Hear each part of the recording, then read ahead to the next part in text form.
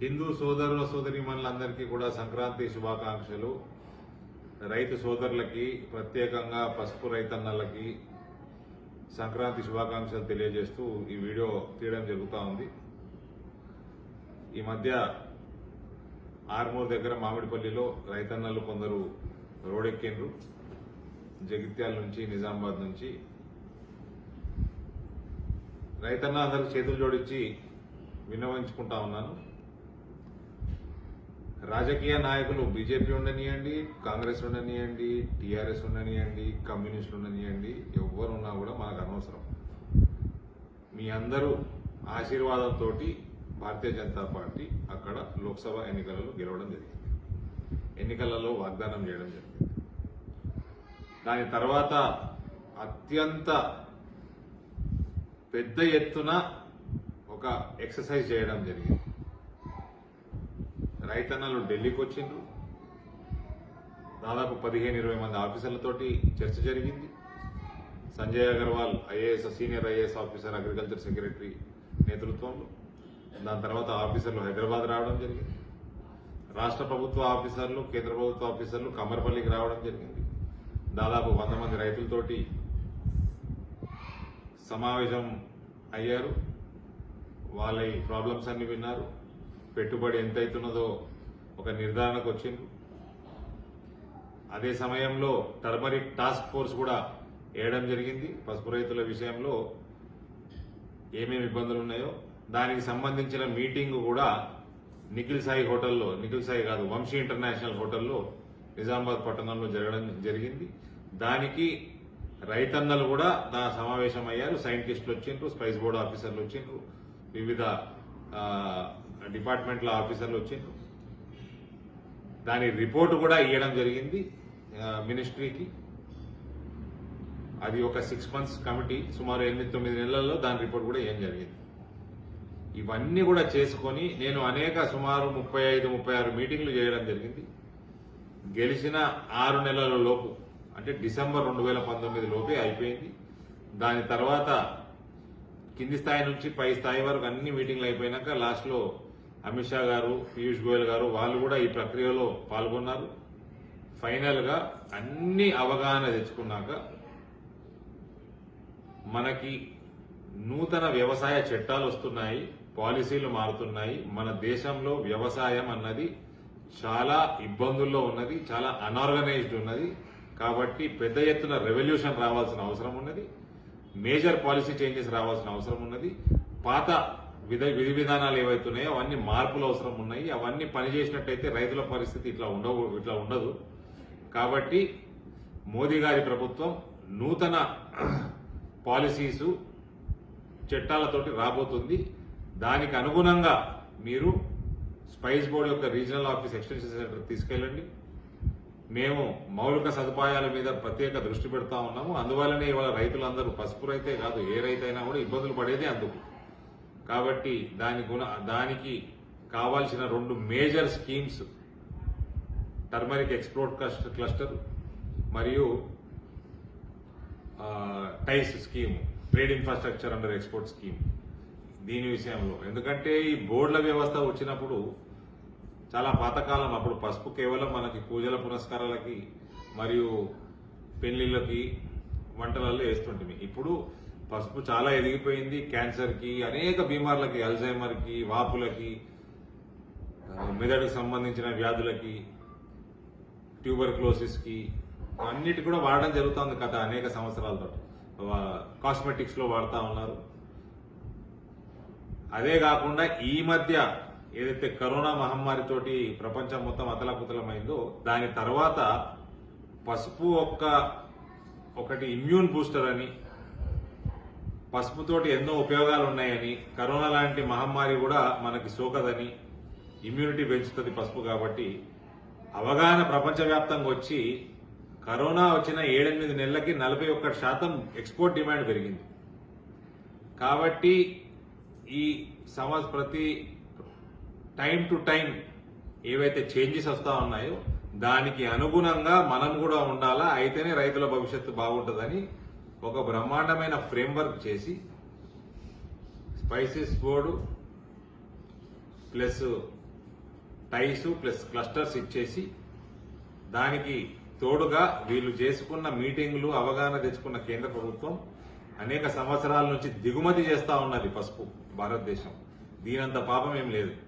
కాబట్టి అది కూడా దిగుమతి ఇంపోర్ట్ అన్న దాని మీద బ్యాన్ పెట్టి నిజామాబాద్ ప్రజలు అందరూ కూడా వాళ్ళ ఆశీర్వాదంతో కమలం వికసించింది కాబట్టి లోక్సభలో అక్కడ ఎక్స్పోర్ట్ హబ్ చేద్దాము అన్న ఒక దృఢ సంకల్పంతో ఎక్స్పోర్ట్ చేయడం కూడా మొదలుపెట్టింది ఎలక్షన్లు గెలిచిన సంవత్సరం లోపల. సో ఇంపోర్ట్ బ్యాన్ అయింది, ఎక్స్పోర్ట్ మొదలైంది. టర్మరిక్ టాస్క్ ఫోర్స్ లో ఏదైతే రిపోర్ట్ ఇచ్చిందో టాస్క్ ఫోర్స్, అందులో ఆన్లైన్ ట్రేడింగ్ నుంచి పసుపుని తీసేయాలా అన్న రికమెండేషన్ కూడా ఉన్నది. ఆ లెటర్ కూడా నేను పసుపు రైతులందరికీ నేను పంపిస్తాను, నా ఫేస్బుక్ లో కూడా పెడతాను. కాబట్టి దీని అన్ని తర్వాత కూడా ఏదైతే నూతన వ్యవసాయ చట్టాలు కూడా వచ్చేసినాయి ఇప్పుడు, దాని తర్వాత పంజాబ్ లో ఉన్న అర్థీ వ్యవస్థ మన మార్కెట్ యార్డులలో 2% కమిషన్ ఉంటుంది, పంజాబ్ లో 10% కమిషన్ ఉంటుంది. వాళ్ళందరూ అనేక సంవత్సరాల నుంచి వేల కోట్ల రూపాయలు సంపాదించుకొని ఇప్పుడు ఆ వ్యవస్థ నిర్వీర్యమయ్యే అవకాశం ఉంది. కాబట్టి వాళ్ళకి జీర్ణించుకోలేక ఏదైతే చేస్తా ఉన్నారో పంజాబ్ నుంచి రైతుల పేరు మీద, అటువంటి ఆ సమయంలో నరేందర్ సింగ్ తోమర్ గారు వ్యవసాయ శాఖ మంత్రులు, సీనియర్ మంత్రి, ఆయన వ్యవసాయంతో పాటు గ్రామీణాభివృద్ధి, పంచాయతీరాజు, రైతు సంక్షేమం అన్నిటికీ కూడా మంత్రివర్యులైన ఆయన లేఖ రాయడం జరిగింది దేశంలో ఉన్న ప్రతి రైతుకు. అందులో స్పష్టంగా మెన్షన్ చేసిండ్రు, మౌలిక సదుపాయాలు పెంచడానికి 1,00,000 కోట్ల రూపాయలు మోదీ ప్రభుత్వం కేటాయిస్తున్నట్టు బడ్జెట్ లో. ఈ 1,00,000 కోట్ల రూపాయలు ఏదైతే ఉన్నదో అందులో ప్రముఖంగా మన టైస్ స్కీము, క్లస్టర్ స్కీమ్ ద్వారా మన ప్రాంతానికి తీసుకొచ్చి value added services, processing units, packaging units, ఇటువంటి యూనిట్స్ మన ప్రాంతంలో రావాలా. ప్రైవేట్ సంస్థలు కానీ రాష్ట్ర ప్రభుత్వం కానీ ఈ స్కీమ్స్ ని వాడుకోవచ్చు. రాష్ట్ర ప్రభుత్వం వాడుకోవడానికి రాష్ట్ర ప్రభుత్వం ప్రపోజల్ తయారు చేసి కేంద్ర ప్రభుత్వానికి పంపితే ఒక గవర్నమెంట్ ఎంటిటీ అక్కడ వచ్చి మనం పెట్టుకోవచ్చు. ఒక జమానాల్లో నిజాం షుగర్ ఫ్యాక్టరీ ఉన్నట్టు అట్లా పెట్టుకోవచ్చు. లేదు మన రాష్ట్ర ప్రభుత్వానికి ఇంట్రెస్ట్ లేదు, రైతుల మీద చిత్తశుద్ధి లేదు అనుకుంటే పక్కన పెట్టండి. ప్రైవేట్ సంస్థలు వచ్చినప్పుడు వాళ్ళకి 70% దాకా సబ్సిడీ ఇవ్వబడతా ఉంటుంది ఈ స్కీమ్స్ లో. మన నిజామాబాద్ రూరల్ సంబంధించిన భారతీయ జనతా పార్టీ నాయకుడు దినేష్ కులాచారి గుంటూరులో పెట్టుకున్నాడు. ఆయనకి 70% సబ్సిడీ కేంద్రం నుంచి వచ్చింది. ఆంధ్రప్రదేశ్ ప్రభుత్వం 10% ఇచ్చింది. వాళ్ళు బిజినెస్ వాళ్ళు వీళ్ళందరూ కలిసి 2-3 పార్ట్నర్ కలిసి పెట్టుకుంది 20%. 20 కోట్ల వ్యయంతో కర్కుమిన్ ఎక్స్ట్రాక్షన్ ప్లాంట్, పసుపు శుద్ధి కర్మాగారం గుంటూరులో పెట్టుకోవడం జరిగింది. ఎందుకు అక్కడ పెట్టుంది? ఇక్కడ నుంచి పోయి అక్కడ ఎందుకు పెడుతున్నారు? అక్కడ ప్రభుత్వం 10% అన్న ఇస్తున్నది, మన ప్రభుత్వం ఏమి ఇస్తలేదు. అందుకని ఇక్కడ ఏ నూతన వ్యవస్థలు రావు, ఏ ఇండస్ట్రీస్ రావు. నందిపేట దగ్గర ఉన్నది అంత మంచి ఎస్సీజెడ్ ఉంటే అందులో ఒకటే ఒక కర్కుమిన్ ఎక్స్ట్రాక్షన్ ప్లాంట్, వాళ్ళని కూడా నానా తంటాలు పెడతారు ఇక్కడ ప్రభుత్వం, ఇక్కడ లోకల్ టీఆర్ఎస్ లీడర్. కాబట్టి ఈ అవినీతి మన సమాజం నుంచి పోతే గాని ఇటువంటి వాళ్ళు ప్రత్యేకంగా రీజనల్ పార్టీలు, ఫ్యామిలీ పార్టీలు, వీళ్ళకి పెద్ద ఆమ్దాని ఏపీఎంసీ యాక్ట్ నుంచి ఉన్నది. అది పంజాబ్ గాని, మహారాష్ట్రలో శరద్ పవార్ గాని, మన దగ్గర కల్వకుట్ల కుటుంబం గాని, వీళ్ళందరూ కూడా కుటుంబ సంపాదన మీద పడిపోయిండ్రు, అవినీతిని పెంచుతా ఉన్నారు. ఎటువంటి సంస్థలు రావు ఈ అవినీతికి దూరం ఉండడానికి. వేరే రాష్ట్రాలు, అనేక రాష్ట్రాలు, గుజరాత్ లాంటి రాష్ట్రాలు, ఇతర రాష్ట్రాలు ఇండస్ట్రీస్ అక్కడ బాగా వస్తున్నాయి. ఎందుకంటే అక్కడ ఈ ఫ్యామిలీ రూల్, రీజనల్ పార్టీలు లేవు. కాబట్టి మనకి ఇప్పటికి కూడా నేనేం రాజకీయం చేయదలుచుకోలేదు. ఇక్కడ ఉన్న ప్రభుత్వం రైతుల సంక్షేమం దృష్ట్యా ఆలోచన చేసి ఏమేం ప్రపోజల్స్ పంపాలనో కేంద్రం ఒక బ్రహ్మాండమైన ఫ్రేమ్వర్క్ చేసి, మంచి స్కీమ్స్ అలాట్ చేసి, మనకి రీజనల్ పార్టీ ఎక్స్టెన్షన్ సెంటర్ పెట్టి దానికి 1,00,000 కోట్ల రూపాయలు కేటాయించి, దిగుమతిని బ్యాన్ చేసి, ఎగుమతిని మొదలుపెట్టి, ఆన్లైన్ ట్రేడింగ్ లో పసుపుని తీసే ఏదైతే ఉందో దాని మీద దృష్టి పెట్టి, ఇవన్నీ కూడా ఒక పాలసీ పరంగా కేంద్ర ప్రభుత్వం చేయగలిగింది పాలసీ మాత్రమే, ఇంప్లిమెంట్ చేయాల్సింది రాష్ట్ర ప్రభుత్వం. ఇవన్నీ కూడా మీరు ఇంప్లిమెంట్ చేయకపోతే కనీసం ప్రైవేట్ ప్లేయర్లు వచ్చినప్పుడు వాళ్ళకి ఏమైనా మీరు సహాయం చేయండి. లేదా సహాయం చేయకపోయినా కూడా వాళ్ళు చేసే ఏదైతే ఉందో అది దానికి ఏమైనా ప్రోత్సాహం ఇవ్వగలిగితే ఇవ్వండి, లేకపోతే వాళ్ళకి ఇబ్బంది మాత్రం పెట్టకండి. ఇటువంటి కార్యక్రమాలు పసుపు రైతుల కోసం కేంద్రం చేస్తా ఉంది.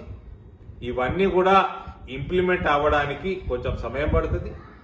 ఆ సమయం వరకు రైతులు ఇబ్బంది పడకుండా మనకి మార్కెట్ ఇంటర్వెన్షన్ స్కీమ్ ద్వారా మనం ధర ఇప్పిస్తా అన్నాము. ఎలక్షన్లలో మేము అన్నది మాకు గుర్తుంది, ఇప్పిస్తా అన్నాము.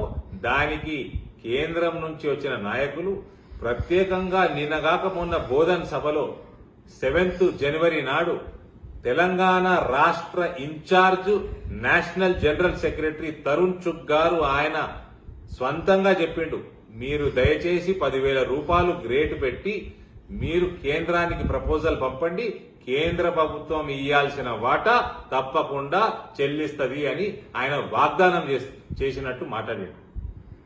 నేను ఎంపీగా అనేక సార్లు చెప్పినాను, కానీ రాష్ట్ర ప్రభుత్వంలో కదలిక లేదు. నేను రైతులని మరోసారి రిక్వెస్ట్ చేస్తా ఉన్నాను, రాజకీయాలకి అనవసరం. మనం ఎవరైతే ప్రత్యేకంగా నామినేషన్లు వేసి రైతులు ఎలక్షన్లలో నిలబడ్డారో 178 మంది, అందులో కొందరు రాజకీయ పార్టీలకి బీజేపీ పార్టీలకు కూడా వాళ్ళు కూడా ఉన్నారు. అందులో పార్టీలకు అతీతంగా రైతులు మీరు అందరూ కలిసి వచ్చిన సంతోషం, డెలిగేషన్ గా వచ్చిన సంతోషం. నన్ను రమ్మంటే ఆర్మూర్కి వస్తాను, మీరు నిజామాబాద్ నా ఇంటికి వస్తే మిమ్మల్ని ఆహ్వానిస్తాను, అన్ని కూడా అర్థం చేపిస్తాను. కేంద్ర ప్రభుత్వం చేయాల్సినవన్నీ కూడా చాలా స్పీడ్ గా చేసింది. 1 year లోపల అనుకున్న దానికంటే ఎక్కువ డెలివర్ చేసింది. ఇవాళ ధర ఇయ్యడానికి కూడా సిద్ధంగా ఉన్నది. పోయిన సంవత్సరం కూడా సిద్ధంగా ఉన్నట్టు నేను చెప్పాను. ఈసారి అయితే మా నేషనల్ జనరల్ సెక్రటరీ ఆయననే బోధను నాతో పాటు ఆయన కూడా చెప్పడం జరిగింది. స్పష్టత ఉంది. రైతులందరికీ నేను రిక్వెస్ట్ చేస్తా ఉన్నాను, సంక్రాంతి నాడు దయచేసి రోడ్డు మీదకి పోవాల్సిన అవసరం లేదు. కేంద్ర ప్రభుత్వం బ్రహ్మాండంగా ఫుల్ స్పీడ్ లో పనిచేస్తున్నది.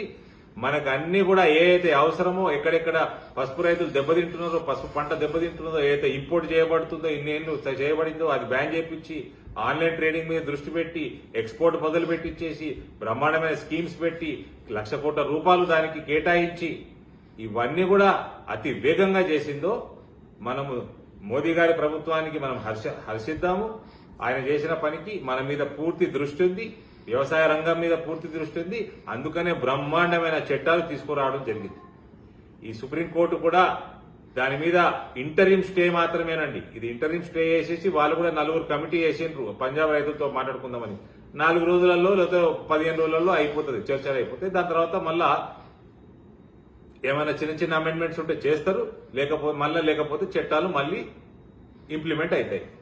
ఈ చట్టాల వల్ల విపరీతమైన రైతులకి బ్రహ్మాండమైన భవిష్యత్తు ఉంది. ఎఫ్పిఓలు కంపెనీ యాక్ట్ లో ఉన్న ఎఫ్పిఓల ద్వారా ఏర్పడండి. ఎఫ్పిఓలకి ఉజ్వలమైన భవిష్యత్తు ఉన్నది. వాల్యూ యాడెడ్ సర్వీసెస్ మన ప్రాంతానికి రావాలా. ట్రేడర్స్ కి కూడా చెప్తా ఉన్నాను, ఎవరైతే దళారులు ఉన్నారో మీరందరూ కూడా ఎంతసేపు రైతులని పిండే కంటే మీరు వాల్యూ యాడెడ్ సర్వీసెస్ మీద దృష్టి పెట్టండి. కేంద్ర ప్రభుత్వం 60-70% సబ్సిడీ ఇచ్చేటప్పుడు మనం రైతులను ఇబ్బంది పెట్టకూడదు. రైతుల దగ్గర డబ్బులు కాజేసుకుందామన్న ఆలోచన పోయి బ్రహ్మాండమైన వాల్యూ యాడెడ్ సర్వీసెస్ తీసుకొద్దాము. కాస్మెటిక్స్ లో వాడుతున్నారు, ప్యాకేజింగ్లు, ప్రాసెసింగ్లు, పౌడరింగ్ యూనిట్లు తీసుకురావచ్చు. ఇవన్నీ కూడా తీసుకురావచ్చు. పెద్ద పెద్ద సంస్థలు మన ప్రాంతానికి వస్తాయి. ప్రపంచంలో పండే అత్యంత ఎక్కువ పసుపు మన దగ్గరనే పడుతుంది మన ప్రాంతంలో. కాబట్టి బ్రహ్మాండమైన ఉజ్వలమైన భవిష్యత్తు ఉన్నది. చాలా ప్రైవేట్ పార్టీస్ కూడా పెద్ద ప్రైవేట్ పార్టీస్ కూడా ఆల్రెడీ నిజామాబాద్ ప్రాంతం మీద దృష్టి సారించినాయి. వాళ్ళు చేయాల్సిన హోంవర్క్ ఎక్సర్సైజ్ కూడా చేసుకుంటా ఉన్నారు. రాష్ట్ర ప్రభుత్వం అడ్డం పడకుంటే చాలు. ఇంకోటి చెప్తా ఉన్నాను, దయచేసి రాజకీయాలు చేయకండి. కొందరు వ్యక్తులకు చెప్తా ఉన్నాను, రాజకీయాలు చేస్తే మీకు వచ్చేది ఏం లేదండి. భారతీయ జనతా పార్టీ యావత్ దేశంలోనే కాదు, నిజామాబాద్ ప్రాంతంలో కూడా చాలా బలపడిపోయింది. అన్ని వేరే పార్టీలు అన్ని కలిసినా కూడా భారతీయ జనతా పార్టీ తోటి రాజకీయాలు చేసే ఆస్కారం లేదు. మీరేమైనా అటువంటి ప్రయత్నాలు చేస్తే రాజకీయంగా తిప్పుకొట్టాల్ సత్తా మాకున్నది, తిప్పికొడతాం కూడా. కాబట్టి రైతులలో మాత్రం రాజకీయాలు వద్దు. పసుపు రైతులకి ఎక్కడికైనా వస్తాను. దయచేసి రిక్వెస్ట్ చేస్తున్నాను, మీరు డెలిగేషన్ గా ఏర్పడి మీరు రండి, లేదా నన్ను ఆహ్వానించండి. అన్ని కాగితాలు తీసుకొచ్చి మీ ముందర పెట్టి మీకు అన్ని కూడా ఎక్స్ప్లెయిన్ చేస్తాను. పసుపు పంటకి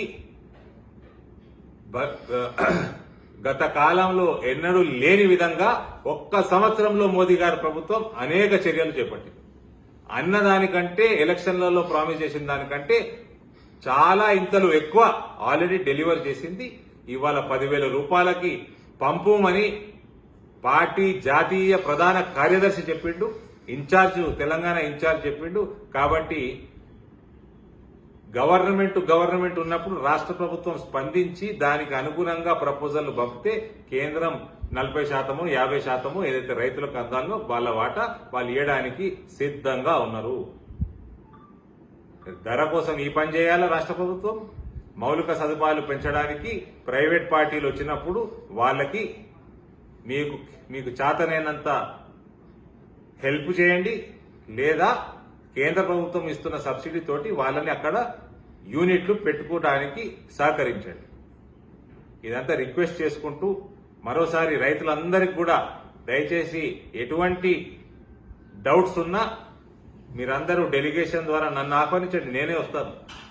ఆర్మూర్కి వద్దాము, అక్కడ కూర్చుందాము, మాట్లాడదాము, అందరం కలిసి భోజనం చేద్దాము. ఫస్ట్ క్లాస్ పని నడుస్తుంది మోదీ గారి ప్రభుత్వంలో పసుపు మీద. భారత్ మాతాకి జై.